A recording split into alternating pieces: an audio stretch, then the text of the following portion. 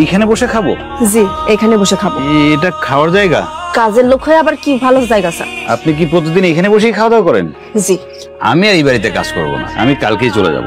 আচ্ছা, আপনি এমন একটা ভাব করতেছেন যেন আপনার জীবনে খাওনি সব। শোনেন, রিজিকের মালিক হলো আল্লাহ। আল্লাহ এখন আপনার কপালে এই খালি ঝোল আর এক টুকরা মাংস রাখছে, এখন এইটাই খান। যদি আপনার কপালে গরু মাংস রাখতো তাহলে গরু মাংস খাইতে পারতেন। তাই এখন যা পাচ্ছেন সেটা নিয়ে শুকরিয়া আদায় করেন। স্যার কি সিগারেট খাচ্ছেন? দেখতেই তো পাচ্ছি।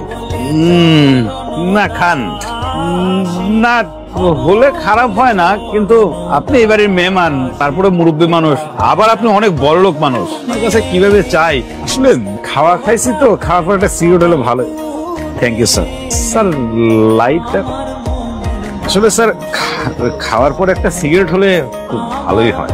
তাই বাড়িটা কেমন লাগছে স্যার? বাড়ি খারাপ না, তবে তোমাকে আর ওই মেয়েটাকে আমার বেশ ভালো লেগেছে। তোমরা দুজন রান্না করে দাঁড়িয়ে যে কথা বলছিলে, আমি কিন্তু সব শুনেছি। এটা কিন্তু স্যার অন্যায়। আপনি আমাদের প্রাইভেট কথা শুনছেন, মানে এটা কিন্তু ঠিক না। তুমি খালি আমার অন্যায়টাই দেখলে। তোমাদের কথা শুনে যে আমি ইয়াং সময়ে ফিরে গিয়েছিলাম সেটা ভাবলে না। আমি কিন্তু একেবারে নস্টালজিক হয়ে পড়েছিলাম।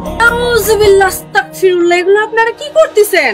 কেন সিগারেট খাচ্ছি? আপনার বাবার বয়সী একটা লোকের সাথে দাঁড়ায় সিগারেট খাইতেছেন কিসের জন্য? আপনি সিগারেট ফেলান। আর আঙ্কেল, আপনি তো আমাদের বাড়ির মেহমান, আপনি কিসের জন্য আপনার ছেলের বয়সী একটা ছেলের সাথে সিগারেট খাইতেছেন? আপনারও সিগারেটটা ফেলা উচিত। সিগারেট ফেলে দিচ্ছি, তুমি কিন্তু আবার রাগ করো না। না না স্যার, সে রাগ করবে না, সে ভালো মেয়ে।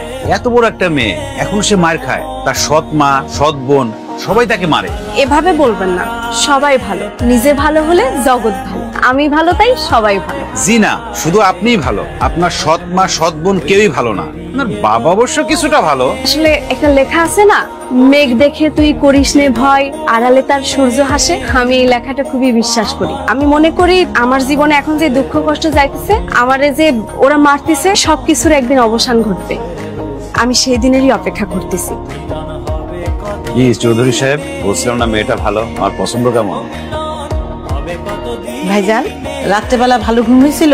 হ্যাঁ, ঘুমিয়েছিল ভালো। আপনার ছেলেকে একটা ফোন দেন না, দেখেন ও কোথায় আছে। ওর জন্য আমরা কত কিছু রান্না করে রাখছি, কাপড় জামা কিনা রেখে দিছি। কার কথা বলছেন?